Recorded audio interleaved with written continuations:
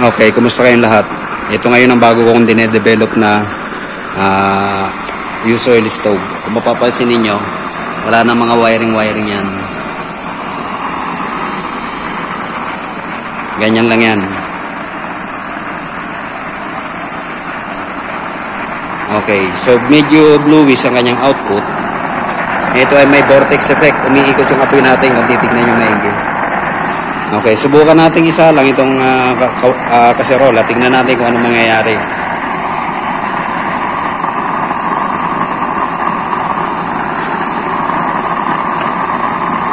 Kung mapapansin ninyo, nag-transform sa solid na matingkad na kulay, asul ang ating pinaka-apoy. Talagang asul na asul siya. So gaya ng sabi ko, wala na mga wiring yan. Malinis siya sa tignan, madali lang siyang bitbitin. Napaka-handy na nito. Madali nang bitbitin kahit saan.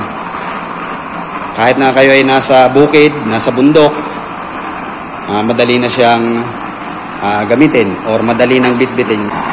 Okay. So yan ang performance niya. Ang aking chamber, yan ay 4-in-1 inches ang diameter. Then ang pinaka-nozzle niya, napakababa na nozzle yan. Kulang-kulang 1/2 of an inch ang taas ng aking nozzle. Bali hanggang dito lang yung nozzle niya. Wala pa sa guhit na yan. Then ang nilalagay kong kwan dyan, ang langis na nagpe-perform siya ng maganda, dapat mga 5 mm maximum, minimum hanggang 10 mm yung maximum. Kasi kapag lumampas pa tayo ng 10 mm, papasok na yung langis sa ating pinaka center nozzle. Kaya malulunod yung ating pinaka center nozzle. Mag-iiba ang performance. At ito ay napakadaling gamitin. Hindi na kinakailangan mag-preheat pa. So ayan ang performance ng bago kong dinedevelop na kalan. Okay, so ang lakas ng bulwak oh. Kumukulo na yung tubig natin. Kumukulo na agad siya. Wala pang 2 minutes pa lang yata. Kulong-kulo na kaagad.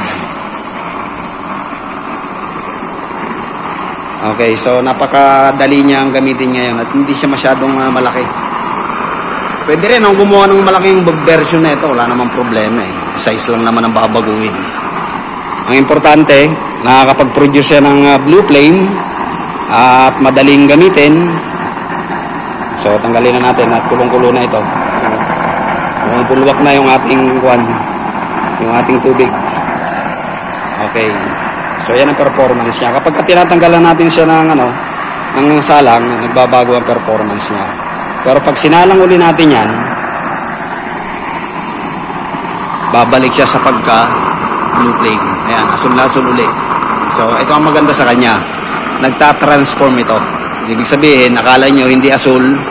Pag sinalangan ninyo, nagiging asul na asul. Okay, so hanggang dito na lamang muna ulit. Babaliktarin ko lang itong camera. Okay, so nakita nyo yung performance na ito. Talagang asul na asul ang performance niya. I mean, yung kanyang apoy ay asul na asul. At napaka-handing dalhin. Gawa ng wala ng mga wiring pa ito. Napakadaling gamitin. Hindi na kinakailangan ng preheat. At pwede na tayo kagad makapagluto. Okay, so hanggang dito na lamang muna ulit. Maraming salamat sa pagsama. Sana nagustuhan nyo yung bago kong design na kalan. Sa tingin ko, ako palang nakakapag-upload na ito sa YouTube. Aywan ko kung may nakagawa na ito. Kasi hindi ako nagre-research sa mga ganitong klaseng mga kalan-kalan. Matagal na ako hindi tumitingin sa mga kalan. Naisipan ko lang na i-remodel ang aking mga kalan. Napakarami kong kalan sa likuran. Ito yung pinaka-latest. Wala nang mga wiring. So, thank you so much sa pagsama. Ayan, napakalinis yung tingnan. Ang ganda pa ng performance. Okay, kanina pa tayo dyan. Hindi pa tayo nagdadagdag ng langis. Ganyan pa rin ang performance niya. At napakatipid nito. So, thank you so much sa mga bagong subscribers. at sa mga dati pa rin nanonood sa akin. So hanggang dito na lamang muna ulit. Until then.